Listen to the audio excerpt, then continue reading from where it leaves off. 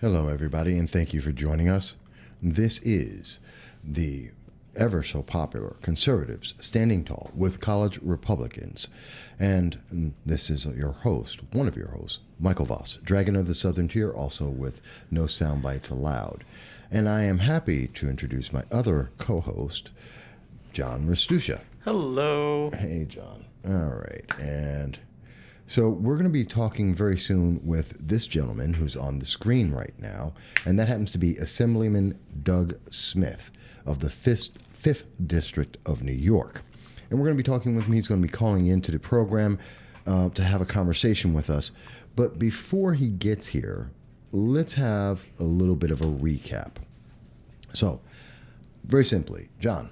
Yes. I think most people may recall back a little bit earlier this year, actually in November, there was a BU protest. There was an outrage, and there was national attention on this issue.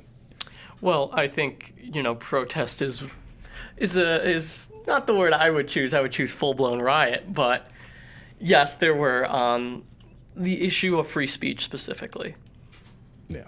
There was a big question about free speech in this nation.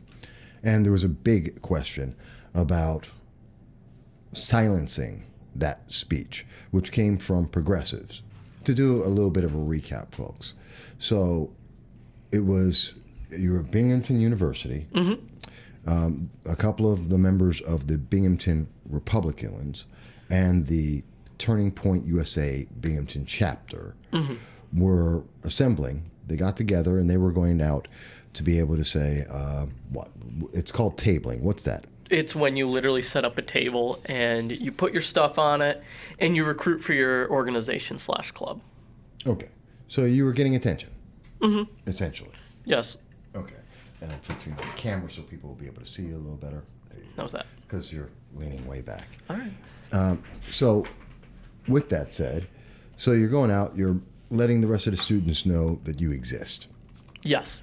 And in doing that, giving away hot chocolate, you were letting people know that Dr. Art Laffer, an economist, a world-class, renowned economist who's worked with multiple presidents, both Democrats and Republicans, that he was coming to Binghamton University to speak to the student body about economics, taxes, his curve. Yes, the Laffer curve, which he helped to create.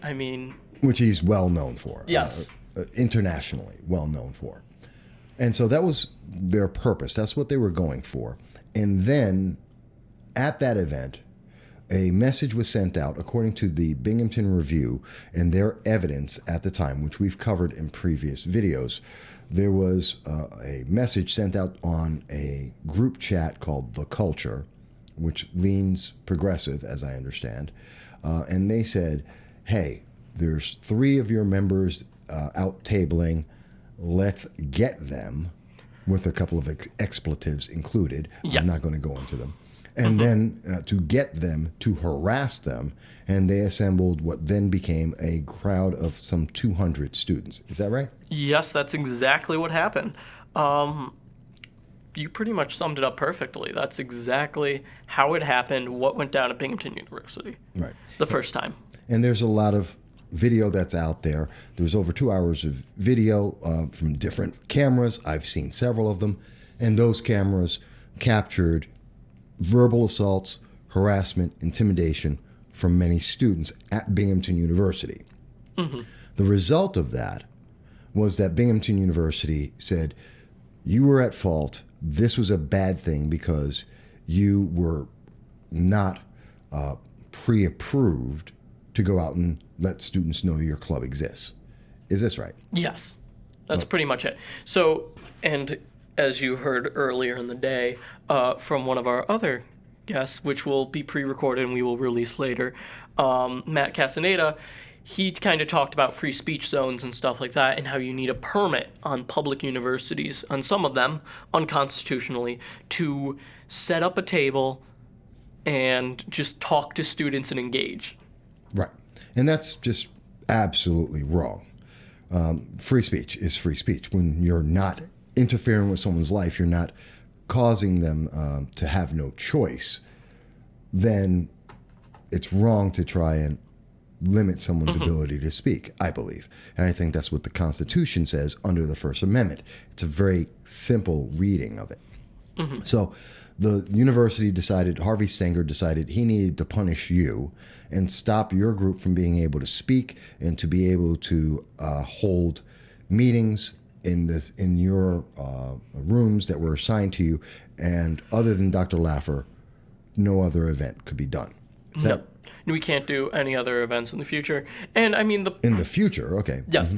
And the problem right now is this. One, the university refuses to give us an office space, I should say.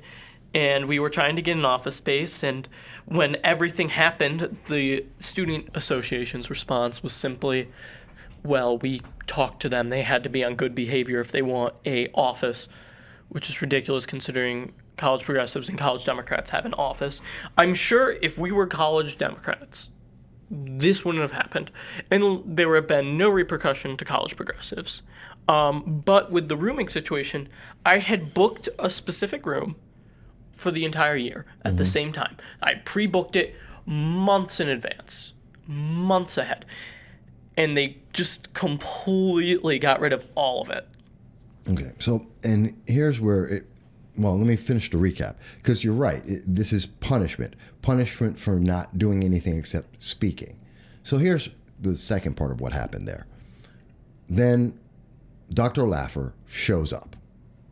Even though there was plot, Progressive Leaders of Tomorrow had now hijacked the event, had sent out emails, which have been disclosed to the public, that we have found and we have released, saying, hey, they're going to come out. They're going to, again, harass, intimidate, and silence voices they don't like.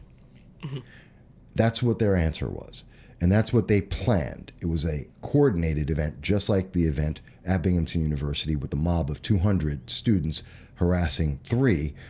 This was plot saying they wanted to get their members together to harass Dr. Laffer and your students, your fellow students, at this event about economics, which they then did.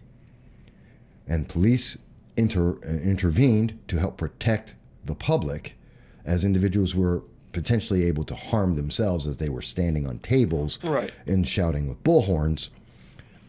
Which they weren't allowed to get in the room, despite the fact that we were over capacity and they were turning away our supporters, but they could sneak in just fine. Yeah, and then in this overcapacity room with individuals potentially harming them or potentially capable of harming themselves who did not want to stop, even though they were given an opportunity and a guarantee by both the university and your organization to be able to speak after the speaker, Dr. Laffer, was done. They decided to hijack the event. They decided to silence voices, which then, again, nearly turned into a riot. Police from Vestal, the city of Vestal, were called to help aid the police at Binghamton University, and then were told by someone at Binghamton University to stand down. The mob of plot members, Progressive Leaders of Tomorrow, swept into the university and overtook the grounds there. And all of that happened. And it was followed up by the very next day, where the university said they were amazed, didn't know what happened, and they were going to investigate it. Now, right about that same time, I've been following that and this issue and talking about it both on a national and, on the show, No Soundbites Allowed. And we were talking about that and following all of these events. And Plot continued to promise. And even since then, the Binghamton Review, what's the... Pipe Dream? Pipe Dream. Binghamton Pipe Dream, the newspaper, the approved newspaper of Binghamton University. The CNN of Binghamton University. Yeah. Stated that they released an article saying that they approve of the protests, of mob action, of silencing free speech, and that and a call for more of that in the future in 2020. Threats on people's lives and also coming out of this. Now, besides just our coverage of this at the No Soundbites Allowed podcast, yes, folks, you can check it out. Please do. And, of course, you can always donate, too. I mean, especially during this holiday time, Michael, if you donate $10, don't you get this fantastic 4 GB flash drive that has your logo custom printed on it? Yes. Yes, you do. And show the back of it since you're showing it. Yes, we're shamelessly hawking that because I need money. This stuff costs thousands of dollars a year. And you know what? I ain't rich. So there you go. But getting back to the issue at hand. And so this got national attention. The, what was it? The YAF? Young Americans Foundation, yep. Young Americans Foundation published a video. It was picked up by Breitbart, by Daily Caller. There was a Tokyo newspaper. Tokyo, the NHK, which is the National Tokyo Television Station. The National Tokyo Television Station was doing interviews about this lack of free speech that was happening at the very same time that in Hong Kong we saw students and just regular citizens, but led by the students, fighting for the freedom, even part of the freedom to speak, that members of Plot were trying to get rid of. Literally, Plot has been and continues to seek out and destroy the freedom of speech that people in Hong Kong who live in the socialism that progressive leaders of tomorrow and democratic socialists like Alexandria Ocasio-Cortez are demanding America adopt. The people in Hong Kong are trying to reject it under physical threat from the government of China and its full force, military, guns, everything.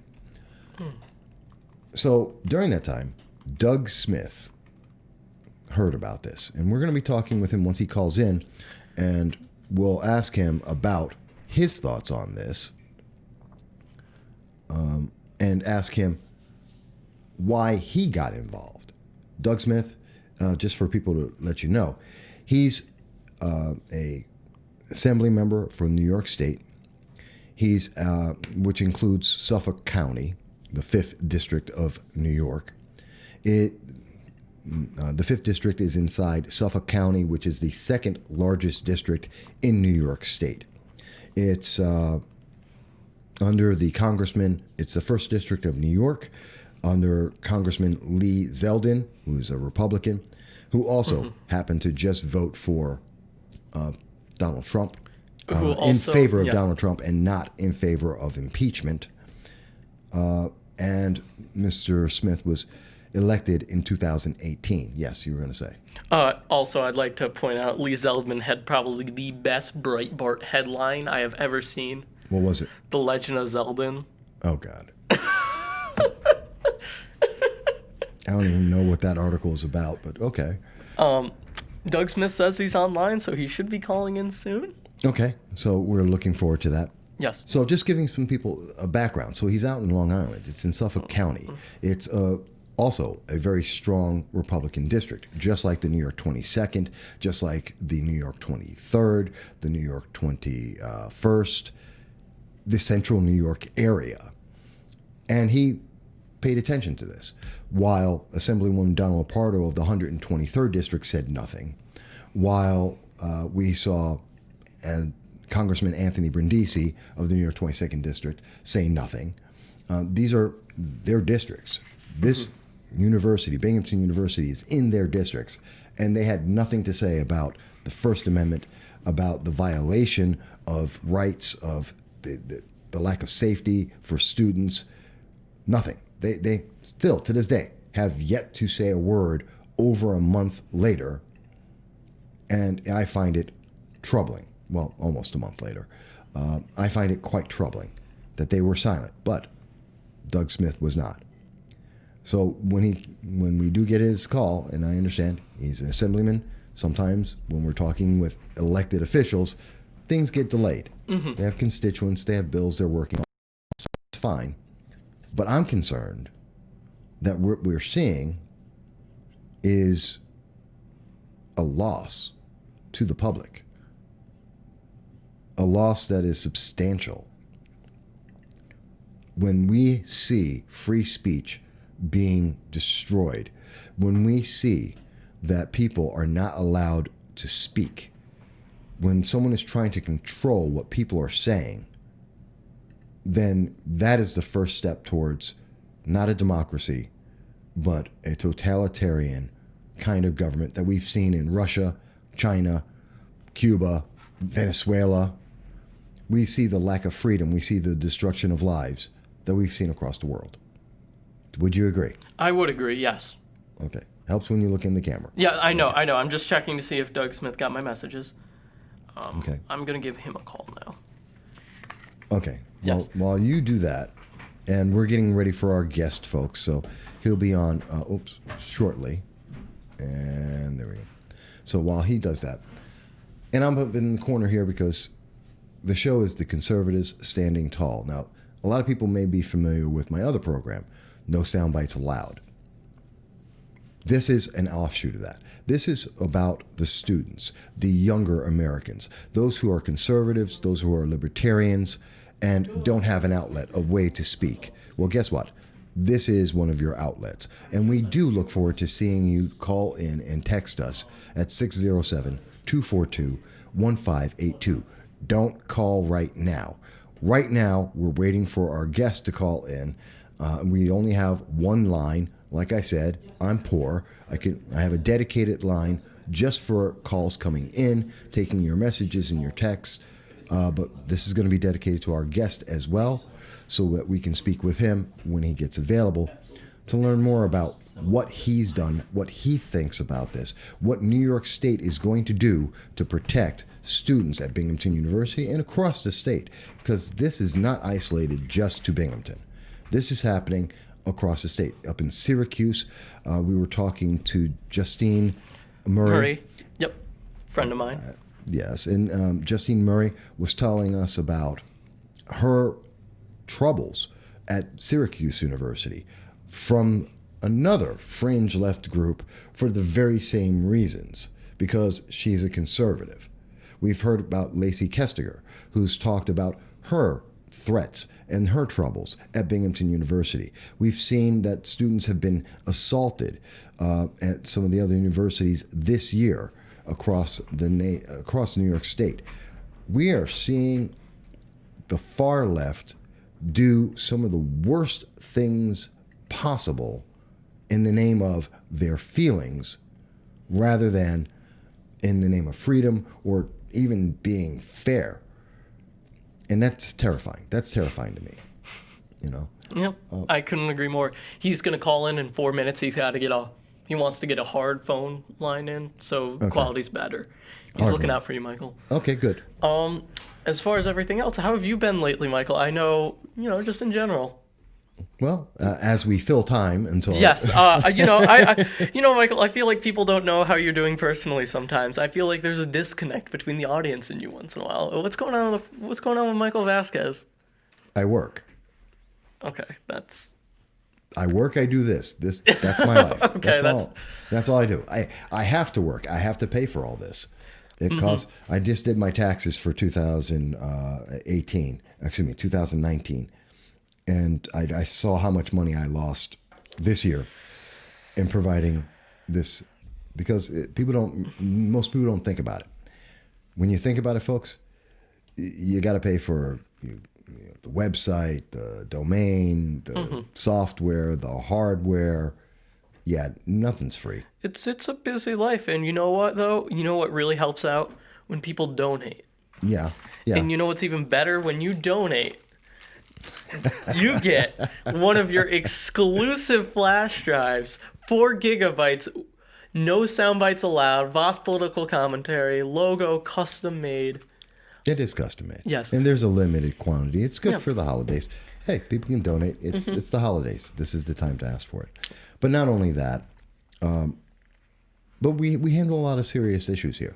And I've been hearing I always hear back from, I have friends and individuals who talk to me in every single party, every single organization. Yes, I know people in Plot who talk to me. I do know people... Don't out them. No, I won't. There's people in the Democratic Party. There's people in the Conservative, the Libertarian, and the Republican parties. Not everyone's in love with everything that we do. That doesn't matter. What does matter is that we pay attention to all of it, and we're trying to talk about the things that most people don't. That's one of the reasons why we were speaking with Matt Castaneda, who lives in New Jersey. Why we've talked to Justine Murray recently and did an interview with her. I think we can announce that we're going to have Niger Enos, who's going to be doing an interview with us. I believe that's mine. That is. Hello? Hi, is this John? It's Assemblyman Doug Smith. How you doing? Hi, Doug Smith. This is actually, you're on air, just so you know, real quick. And this is Michael Voss, and I have John with me as well. Hey, Doug. You're on the program. Hey. Oh, good to be here. Thanks for having me. No, thank absolutely. you. Yeah. And we've got you up. This should be going live on Facebook, on YouTube, several social media as well. So I was just doing a little bit of background. And before we start, you're a young man. You're in the 5th District, 5th Assembly District of New York. You got elected in 2018. You're in Suffolk, and partially in Suffolk County, which is part of the 1st Congressional District of New York under Lee Zeldin. It's a Republican stronghold. Let me ask you, why'd you get in politics? Well, that's a good question. I felt compelled, and I'm actually the youngest Republican elected official at the state level. I'm 29 years old. And I really got involved back in 2009, 2010, and I just felt that, Congress and, the president at the time, President Obama, and even my local officials were not listening to the average folks, and they were not concerned about the future of, in my case, Long Island, the future of the state of New York, and the future of the United States. And that's what compelled me to get involved. And I said, instead of, watching TV and getting frustrated at what was happening, you know what, it's time to take an active role. And that's how I got involved. And I started working on different campaigns, and I was involved in community organizations. I went to college to become a teacher. I became a mathematics teacher, which I did for a brief time. I served as my predecessor's chief of staff for a little while. And then I was elected, like you said, in 2018, a special election when my predecessor became elected a district court judge. And I think it's so important that young people get involved. And, if you look at what's going on right now in our country, I think, you look at, everybody keeps talking about checks and balances. I think people need to remember the ultimate check and balance is the voter and the educated population that we have. So that's something that, I would encourage everyone to get involved. Oh, absolutely. I think it's one of the most critical things that we can absolutely do is be involved. And that's what this program's for, especially for conservatives and younger conservatives who often are shunned by the media or put down by some elected officials throughout New York State and some of the more blue states. And even in movies, they're constantly put upon. And I think that's wrong. So I thank you for standing up, and especially someone who's, in terms of politics, very young. Actually, in life, you're young, at least to me. And to see that you're making such a great stand for principles that this nation is built on. I told people a little bit about your district somewhat, and a little bit about what's been going on. Now, I also want to tell people a little bit about the fact that you've been very active in the time that you've been out there. You have multiple bills that have been out there. You are working on Todd's Law. You're trying to get rid of Common Core, if I'm understanding the bill correctly. Yep, that'd be nice. People impersonating attorneys. I didn't even know anyone was trying to do that, but you've been working on that. About Governor Cuomo and limiting his expansive attempt to grow more power. And you're a strong advocate of freedom, personal freedom. Am I missing something in all that? No, I think that's really what it comes down to. And you talk about, today, as I mentioned, everyone's talking about what's happening down in Washington, but I am really concerned about what's happening in Albany and what's happening in the state of New York, where this year we had a New York City Democratic majority that was pushing things like this new bail reform, where judges will no longer have discretion to keep about 90% of people committing crimes behind bars to ensure that they show up to court. That's deeply concerning. The fact that this abortion law, the first vote that took place this year up in Albany in January, and you can be the most pro-choice person in the world and hate this law, it allows abortion up until the day the child's born. Moment of birth. That's deeply disturbing. That's something, and the fact that my colleagues in New York City would take a moment after passing that bill, after a 6-hour debate, and cheer, and they would light up the World Trade Center, the Freedom Tower pink, and throw a party at the governor's mansion on something that most people agree is not something that even if you're pro-choice, I don't think anyone takes great joy in an abortion having to happen, but these folks this is the most expansive abortion law in the country, and it's just deeply, deeply disturbing. And that's what we're dealing with in the state of New York.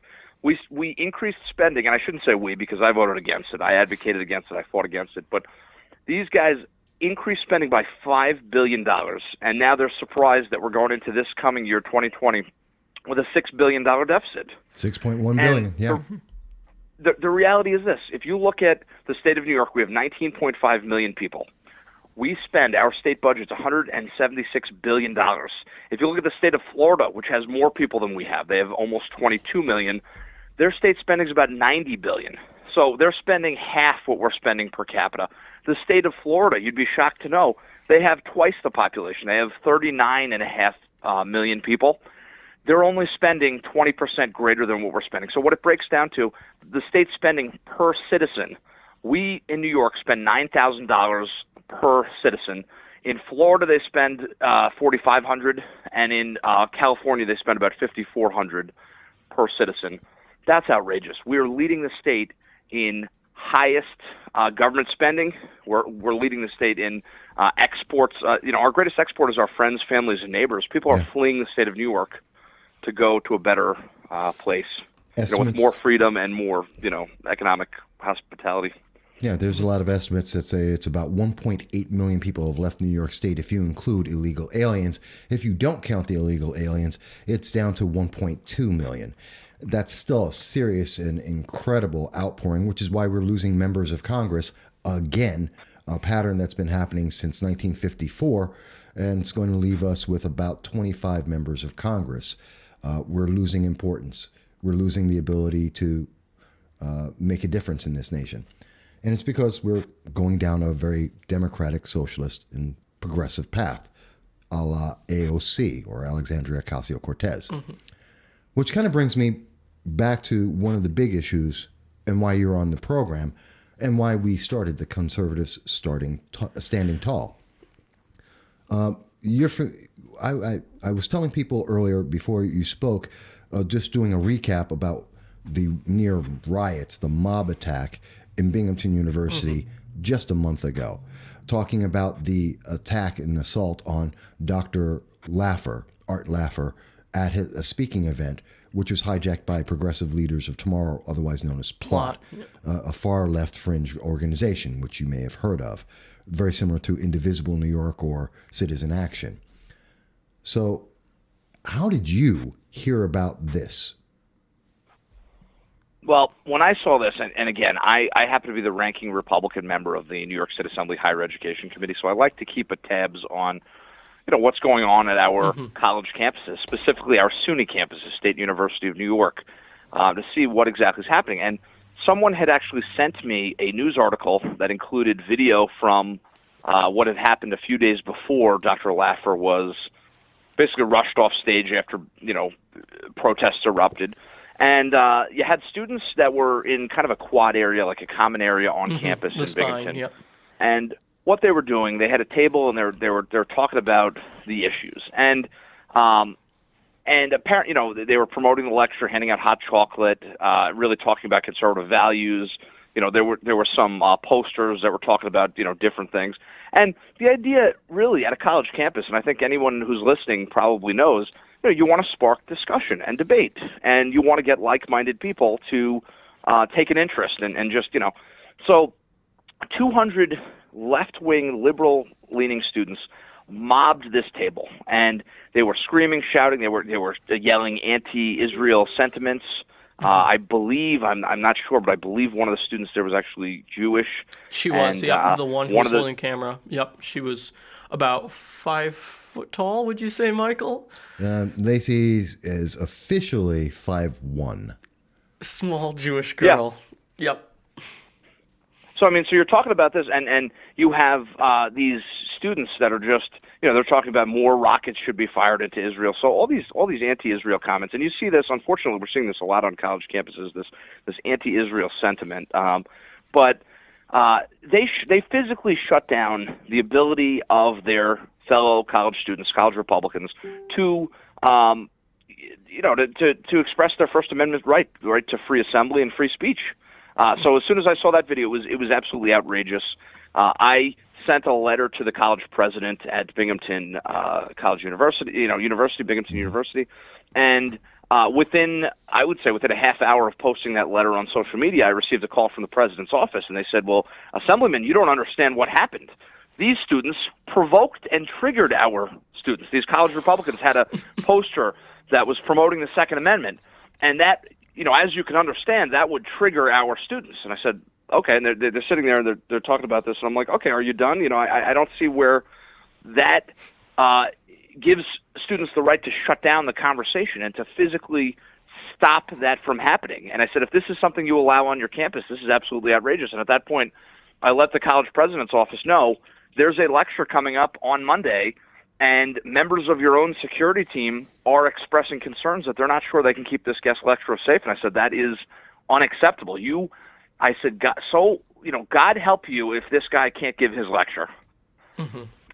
So then fast forward to Monday, right, which was the day, the college issued a statement saying that they would not be swayed by outside influences, which apparently I would be considered an outside influence, even though I'm a trustee of the $176 billion state budget that funds the entire university system. I guess I'm an outside influence, and I'm on the higher education committee. So they go ahead, and John is there with you, and the college Republicans have this really great guest speaker, Art Laffer, one of the renowned economists. Yeah. And I don't know if, John, if you want to take over at that point and describe what took place. I mean, so first off, I just want to thank you personally, because you were one of the first people to reach out to me. Right after it happened, you called me, and you said, here's who I am, how can I help? And I just want to thank you for that, because one, not many people we were afraid our story wasn't going to get out there.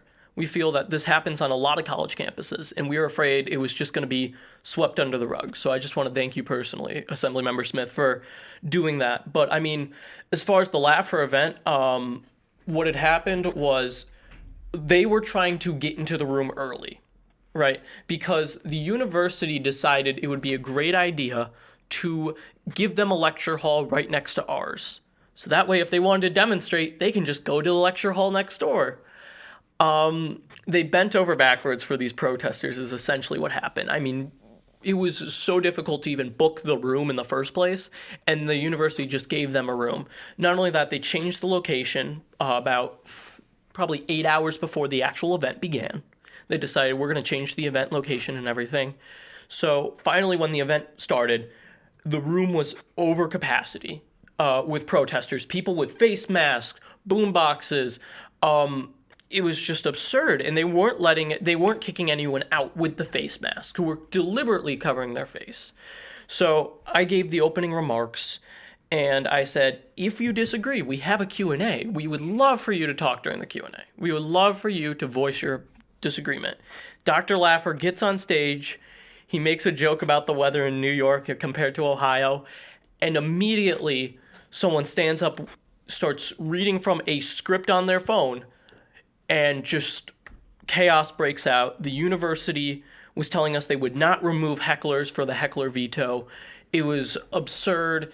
The university police finally, when they gave this person a megaphone to speak from their phone, reading off their comments, their pre-prepared attack, they tried to get the individual down, tell him to sit down, but it just broke out, and then the university said, Dr. Laffer needs to leave now.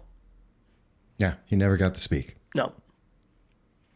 So, I mean, they completely shut down free speech, and pretty disturbing, I would say. And so following that incident, I spoke with my colleagues in the New York State Assembly, specifically those on the Higher Education Committee, and we actually sent a letter on behalf of the minority conference in the state assembly to the SUNY chancellor and to the college president at Binghamton. We've yet to receive a response. We don't really anticipate we'll get one. But this is absolutely outrageous. And in January, I'm going to have the SUNY chancellor in front of me for a budget hearing. And I intend to ask what happened on this campus and what, can we do to ensure that students' free speech and right to assemble peacefully is respected? Because it does seem, and the reason that this went viral, and make no mistake, all this went viral. Fox News was talking about it. Mm-hmm. It's that this happens every single day on college campuses across this country. Mm-hmm. Oh, absolutely. I mean, this year, actually, at the same time that this was going on at Binghamton University, we spoke with Justine Murray, and she was talking about Syracuse University, where she was being assaulted and teachers were being threatened because they were Jewish and because they had conservative views. We had upstate New York earlier in this year over the summer. Students were attacked because they were conservatives. Mm-hmm. We've been seeing this. Even Governor Cuomo, he made a comment about Syracuse University and said, and completely avoided saying anything about Binghamton University. Our Assemblywoman, Donna Lopardo, one of your colleagues, the fourth strongest Democrat in the New York State Assembly, silent. Mm-hmm. We had Anthony Brindisi, a congressman, New York 22nd District, a Democrat, silent on this issue. And that is troubling. I mean, and even it's great that you have stepped forward, mm-hmm. but they see that Harvey Stenger is being protected by his silence is being protected by the silence coming from these other elected officials in their own district troubles me and makes it's a big question about what's going to happen going forward. Mm-hmm. And I mean, it's disappointing. And this is indicative. Oh, sorry, John. Oh, no, please speak. This is really indicative, I think, of the larger situation we're having in our country. We are told to talk at one another and not listen to one another. We're not taught, and for years people have been told to avoid talking about politics or religion. And I think what happens when you're avoiding these conversations, students and particularly young people, they feel uncomfortable or they just don't know how to have these thoughtful dialogues and have these discussions, debates. So this is tantamount to covering your ears and saying, la, la, la, la, la, I don't want to hear this. And it's fueling, you can see this type of behavior is happening even at the highest levels of government. And it's just, I think it's really deeply troubling that, and some of these students came, I put all this out on social media. I'm pretty transparent when it comes to what I'm doing on my website on social media. And the students that were involved that actually shut down the Binghamton College Republicans, they came on and were attacking me on social media, and it's pretty evident to me that they feel, and this is disturbing, they think what they did was fine because they believe that their opponents are racist and that they can shut down that. They call it hate speech. But this mentality that everyone who disagrees with me is a racist, that just shuts down discussion. And I don't know if they realize, they a lot of these people identify with this Antifa movement, this anti-fascist mm-hmm. movement. Yeah. And the problem is, if you look at the tactics of the fascists, of the Mussolini, of the Germany during World War II, that's exactly their tactic, was to shut down dialogue and discussion. No, and this tyranny of the majority is just terrible. Oh, it absolutely is. I find it just mind-boggling that that these Democratic Socialists, the progressives, as they address themselves, are out there and they are fighting for the same, against the same rights that people in Hong Kong are fighting for. And that's the communist system they want us to become, and yet they're fighting against it. Even as the people in Hong Kong are fighting against it, they're fighting for that. It makes no sense whatsoever. And it troubles me because, when we look at what's going on in New York State right now, we have the undocumented immigrants getting driver's licenses, which will allow them to be able to vote. We have taxes, as you mentioned, and spending at $6.1 billion shortfall that we know of at this moment. We've lost 1.2 million people. We have Antifa earlier this year attacked the Republican headquarters in Manhattan. We're seeing this grow and becoming more and more violent. Is there anything that your associates across the aisle in the assembly or from the governor's office that's saying, hey, we're willing to step in and do something about this? Or are they just letting it pass by? I think that my feeling on the issue, I think that they're afraid, and they're bending to their party, exactly like Nancy Pelosi did, by the way. She didn't want to impeach the president. She knows that there are not grounds to impeach the president. He had this phone call. Was it appropriate? I don't know, but there were no high crimes and misdemeanors. And she knows how devastating politically that is to go down this path, and especially now she's talking about, oh well, we won't send this articles of impeachment and this to the Senate. I'm seeing the exact same thing in Albany, because my colleagues a lot of them in New York City, some of them are liberals, but they're not this progressive socialist mentality. Ocasio-Cortez and her little group in Queens, they are primarying a lot of these mainstream, longtime Democratic Assembly people. And like Joe Lentol's being primaried, Mike Dendecker. There's a whole list of people in that area. And I don't want to say they're moderates, but, in New York City, unfortunately, the Republican Party in many ways is a minor party. When you have a party where 18% of the registered voters are Republicans and you have like 60% are registered Democrats and the rest are kind of in between, at that point, the election is going to be what flavor of Democrat do you want to elect? And a lot of these guys, believe it or not, guys and girls, some of them actually would, by any other stretch around the state, be considered Republicans. Those people are being run out of town on the rail. And it's, I think that's deeply disturbing. So what you saw this year in the legislative session this last year was the majority in both houses, the Assembly and the Senate, were completely rolled by that liberal progressive wing of the party, by these things. Like look at the driver's licenses for undocumented immigrants. The last 3 days have been an absolute nightmare at every DMV office around the state. In upstate New York, a lot of these county clerks are administering this.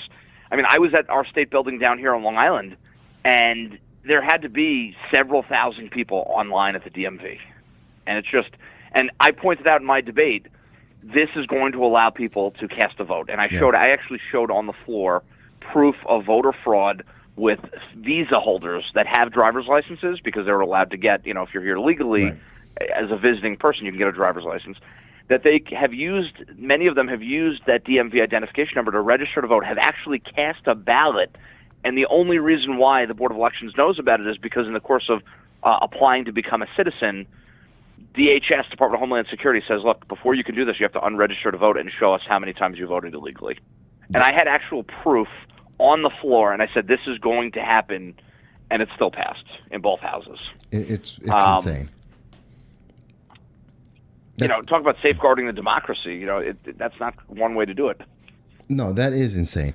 And I have to wonder, is it because we're looking at a single party legislature, essentially, the leadership of it, the control of it, and considering that they are moving towards the fringe left of the political spectrum,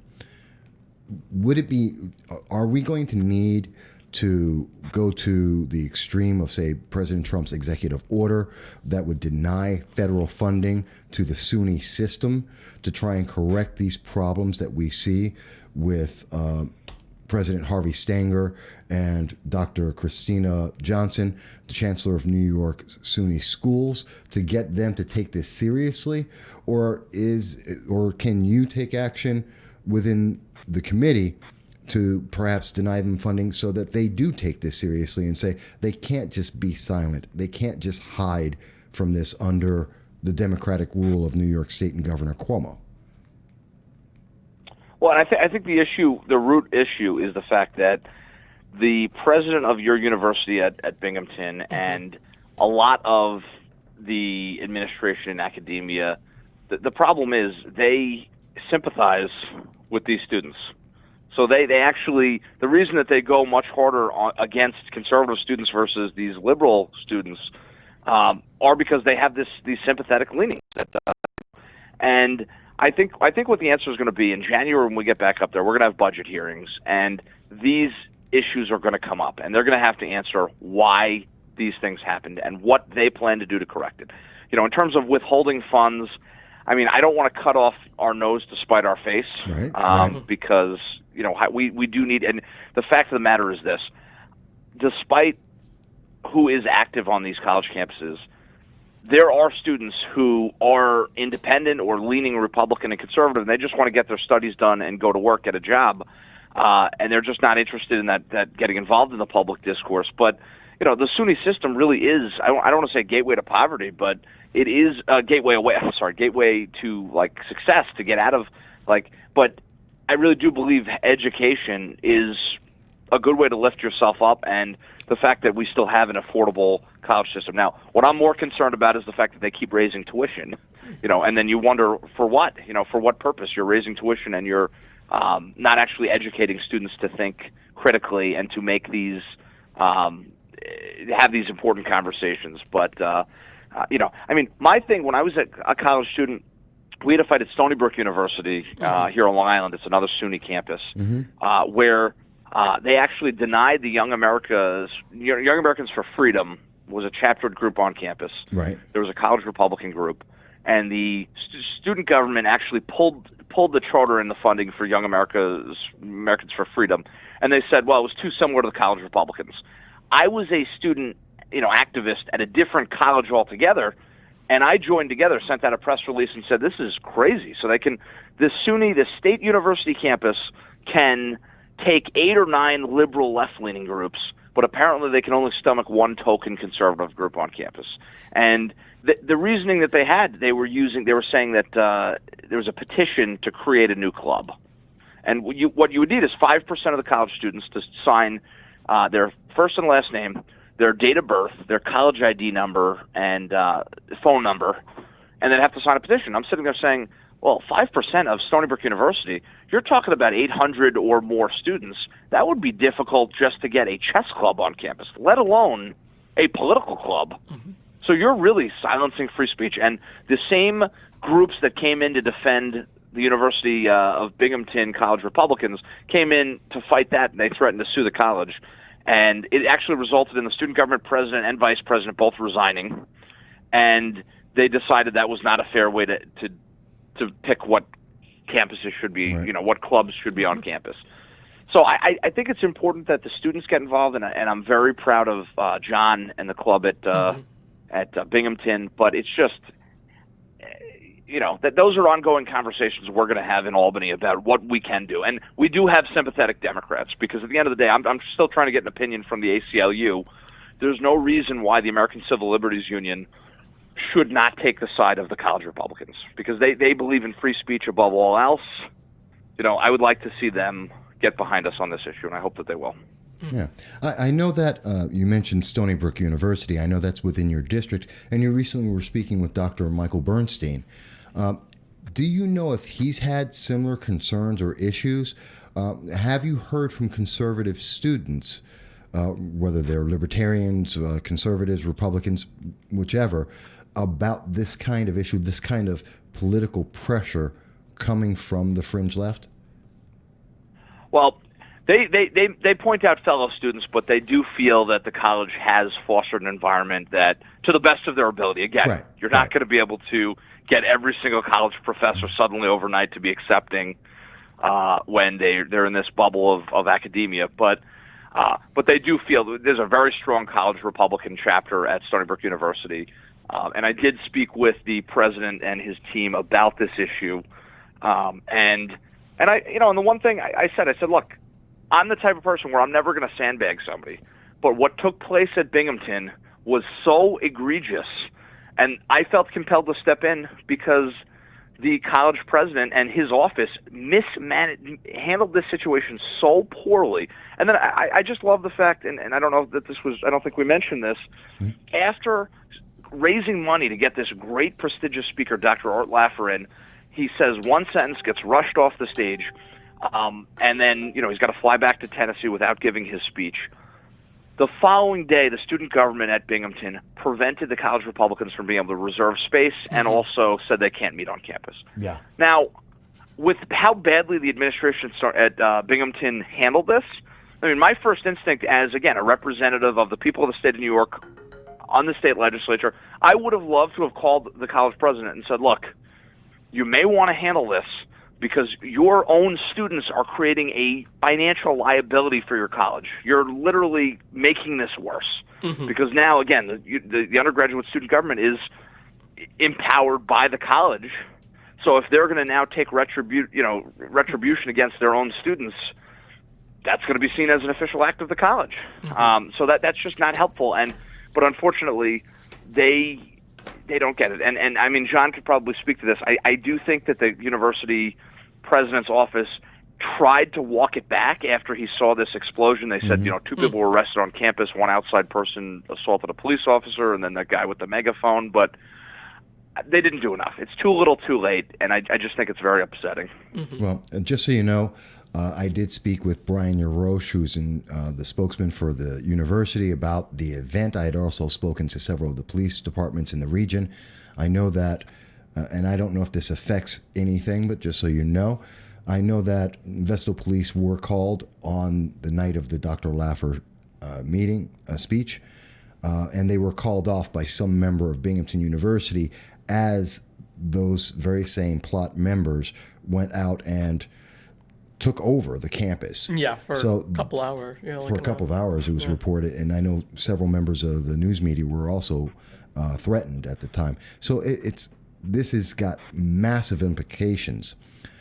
But at the same time, I know we don't have a lot of time, and I do appreciate and thank you for the time that you've been giving us today. I know John and I both appreciate it, all college Republicans. Let me ask you, going forward in 2020, we've got a lot of issues on the table. We've got the presidential race. We have an impeachment that's going to go nowhere. We have all of the races for New York State. We have all the issues like the red flag legislation, which I'm a massive, I hate it. I'm an advocate for the Second Amendment. I cannot stand the red flag laws and the implication of taking away people's property and their kids because someone doesn't like a firearm. But what are some of the issues you're focusing on in the New York 5th Assembly District? What are some of the things that your constituents are concerned about? Are they the same things that some of people in upstate are looking at? I mean, I think the number one concern right now is this criminal justice reform and what that's going to do. And I'm very fearful that we're going to, with the new criminal justice laws, that we're actually going to create victims again. So people first will be victimized by the criminal, and then they'll be victimized the second time by the criminal justice system. And I just think it's very concerning that my Democratic colleagues in the Senate and the Assembly did not consider the fact. They're talking about. I'll give you an example. There's a gentleman who lives in my district who was driving. He actually was drunk driving one Sunday morning. He crashed into a pack of Boy Scouts. He killed one of them. Under the new bail law, now that's he's drunk driving and he killed someone. Vehicular manslaughter.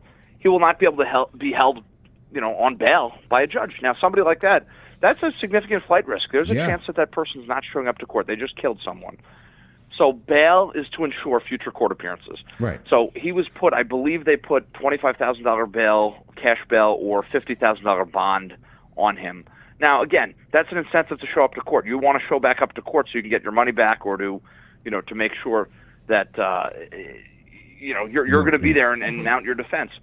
There's a reason why we have that. And if you look at the list of egregious crimes where they can't put bail on, you're talking about witness tampering, kidnapping, rape, sexual, promoting sexual performance by a child.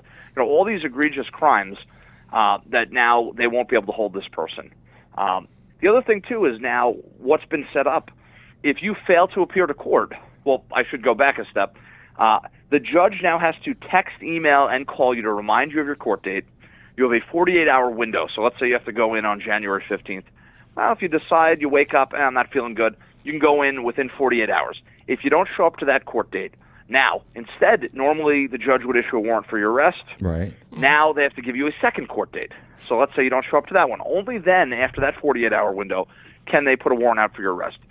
One of the arguments and questions I had with this bail reform, as I said, you have a list of crimes that judges still can put bail on. Is failure to show up to court one of them? The answer was no. So I said, so the reason that we have bail, to make sure people show up to court, if you fail to show up to court, you can't put bail on somebody. No.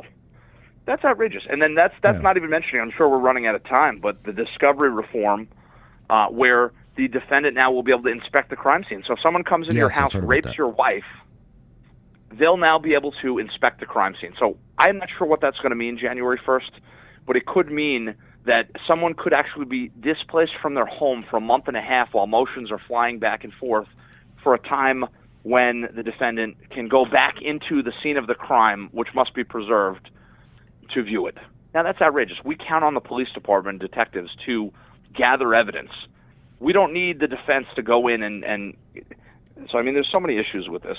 Oh, it's rampant. The consequences. I sometimes have to believe that the rush to pass these very progressive ideals, this wish list, doesn't take into account, okay, and what are the real world consequences of this? For me, that goes back to the red flag legislation at the beginning of the year, where people don't realize the consequence is if you have children in a household, it is mandated by Child Protective Services that those children must be taken from that home. And people have to now fight the government to get their own kids back without ever committing a crime. And just in the same way, looking at this bail reform, the consequences are immense and are going to reach far, far greater people in more damaging ways. I agree with you. Let me ask you, if people want to find out more about these issues, this issue and others that you're fighting for the public on, how do they contact you?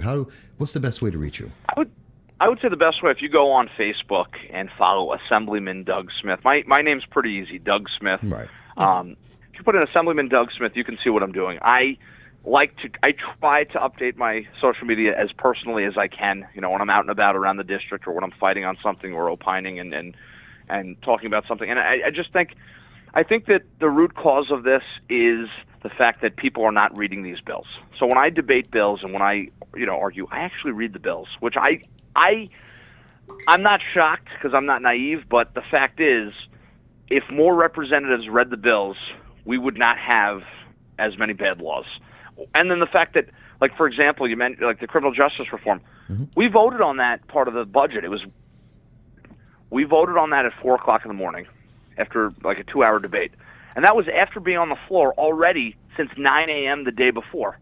So when we're debating these things, and I'm young, like I said, I'm one of the youngest people. There's about 20% of the assembly is under the age of 40. So I feel pretty good about that. It's decent. But that also means 80% is over the age of 40. Yeah. So when we're debating on the floor for 25 hours straight, that is so bad for your health. That is just, and you're thinking and you're getting up and debating. And then, of course, like we had 2 of these days this past year during the budget and then the last day of session where, a bill comes up, I'm going to debate the heck out of it. And, of course, you stand up to debate it and everybody's like, oh, God. But it's like you're prolonging the agony. But you have to take it. That should not be. Yeah, you got to still talk about it. Yeah, absolutely. I'm not going to sit idly by and let bad legislation, bad things happen to the people I represent just because we want to get out of there. And that's what they're counting on. The governor's counting on that, the Speaker of the Assembly, the Majority Leader in the Senate. And I just think that that's completely outrageous. And the excuse, too, there's no reason not to read the bills because the one thing I will say about New York State, the bills generally are a page each, a page or 2 usually. The budget's massive, but you can piecemeal that, take that apart. And that's the other thing. As the budget was being negotiated and coming out, I'm out to restaurants and we're discussing things, and so a lot of my colleagues, we're talking about what's in the budget, and they're like, "Well, how do you know that?" And I said, "Well, because I read it. It's available on the website. You could actually read it." Yeah. And they're like, "What?" And I led the debate as the ranking member of the Higher Education Committee.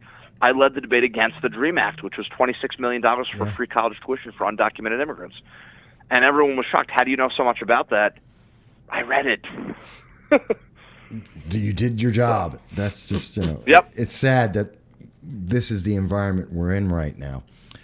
I do want to leave this on a happier note, and I know, John. I know, because you were talking. I didn't want to interrupt. Obviously. Please do. I guess the one question I have specifically is because, I'm of course a BU student, so I get all the emails and all the news alerts after everything happened. I guess the question is, did Harvey Stenger actually make a comment to you, or was it through his office and the vice president? Because surprisingly enough, we have not heard from Harvey Stenger on campus. We have only heard from the vice president. Oh, he was completely silent. He did not reach out to me once. His office, his chief of staff reached out once. His vice president issued all these statements. His vice president probably issued statements after I stopped looking at his statements. So I'm sure there's other statements out there that they've issued that I haven't even read, because why would I read your statement? You're calling me an outside influence. Okay, well, I'll work on the outside. You guys can continue to twiddle your thumbs and send all these random statements out. And that's something that they're going to have to answer in January. And I feel very strongly about that. My colleagues feel very, very strongly about that. And I think when we make the case, I think the Democrats in the Assembly who purport to be in favor of free speech and the right to assemble, I think they're either going to show their true colors, or I'm very optimistic they're going to agree with us and say, something's not right here. You can't expect, we can't be accepting of every other political opinion, view, lifestyle, religion, except for conservatism. That's not acceptable. Yeah, I agree with you completely on that. John, did you have another follow-up? Or no? I just think it's really weird that the president of the university won't respond to anyone, whether it be assembly members or university groups who are trying to reach out and get a statement. And I just think I want to thank you again, Assemblymember Smith, for everything you've done for the club and, just reaching out like that. And I think it raises a lot more questions on where is Harvey Stenger. Still, we have not heard anything, and it's been a month. You would think he would issue some kind of statement. And I think that's a question you should be asking. Where's the university president? Well, in January, I hope we can follow that up. Yeah. In fact, we definitely, if you do ever get the opportunity to come upstate, you're coming into the southern tier region of New York, please do drop by the studio. We would love to have you in person and get you on live. But we're definitely going to be following up on your work, on the bills you're working on, the efforts you're putting forward. We absolutely would want to help you in this effort. And hopefully everyone who's watching this, whether it's live or afterwards, will also be able to do that. I do want to leave it on a happy note. And I see that and this is off of your Facebook page right now. And I see you raised a lot of gifts. And you were doing a giveaway. You gave thanks to St. Joseph's College, the Kappa Mu Epsilon Mathematics Honor Society. I take it you were a part of that? Yeah, I actually was. When I was in college, I was part of the Kappa Mu Epsilon Mathematics Honor Society. It's a national honor society, and we had a chapter at my college. And, I'm very thankful that even though I graduated about almost a decade ago, that they still participate in this toy drive. And what we do, we collect it. I'm actually standing in my office. There's no place to sit. I'm on the phone in my office. It looks like Santa's workshop. There are so many toys. In about an hour, they're going to be picked up by an organization that helps victims of domestic violence. And what happens, a lot of these families, a lot of these women are fleeing the home with just the clothes on their backs and their kids. And, how do you tell a young child, Santa Claus can't find you now that we're in hiding in shelter? Or how do you, tell them? So with collecting these toys, and we probably collected maybe about $5,000 in toys, we're hoping that helps alleviate that stress for the parent. And, and I just want to thank everyone, the people in my district for every time. I have to tell you this, and this is the beauty of public service, and I would urge anyone who's interested, run for office, try to get involved, make a difference. And I've reached out, they've always come through. So, well, that's fantastic. I'm going to leave this on your quote. I thought it was really great, and I wanted to focus on it. It's, the people of New York did not send us here to manage the decline. They sent us here to take decisive action and turn our great state around. Assemblyman Doug Smith, I thank you for taking that decisive action, for being proactive, for being involved and helping your community, whether it's with a toy drive or reading the bills, and definitely for defending the First Amendment, Binghamton University, and all the students, including the college Republicans. I just want to thank you for all of that. And most of all, of course, you've been on the program. By the way, I'm going to try and contact you. We're going to get an address for you because I'm going to send you we have an exclusive 4 gigabyte flash drive, and I'm going to send one out to you. I don't have toys and money, but I do have that, so I'll send that out to you. Oh, that's very cool. I appreciate that. Mm-hmm. Yeah. And thank you again for coming on. And I mean, I think it's definitely going to be leaving an impression on a lot of students who listen to the show. And it's good to know that we have strong Republicans still in New York who are standing by us. Well, I appreciate that. And I think you know it well that oftentimes adverse, when you're facing great adversity, that's when the strength comes out, and that's when you have to fight the most. So I want to thank you both. I'm going to run, but happy holidays, and thank you to your listeners. You're Thank you very so welcome. much. Happy holidays to you. Bye-bye. Bye-bye. All right, folks, that was Assemblyman Doug Smith of the New York 5th Assembly District. We thank him for his time that he's been here with us, answering our questions and delving into this. Obviously, what's going on in 2020 in New York State will be BU, Binghamton University, the education system, Harvey Stenger having to answer, Binghamton University having to answer, all of these universities having to answer for their blind support of progressive leaders of tomorrow, the progressive movement, the democratic socialist movement, and really making a difference positively in all of the students' lives. I think that's what we're looking for in 2020. Absolutely. And if you want to know what Harvey Stenger has to think, be sure to tweet with the hashtag #WhereIsHarvey.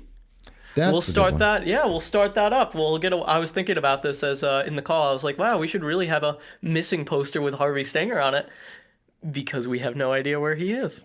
We'll try and get that put together. Yep.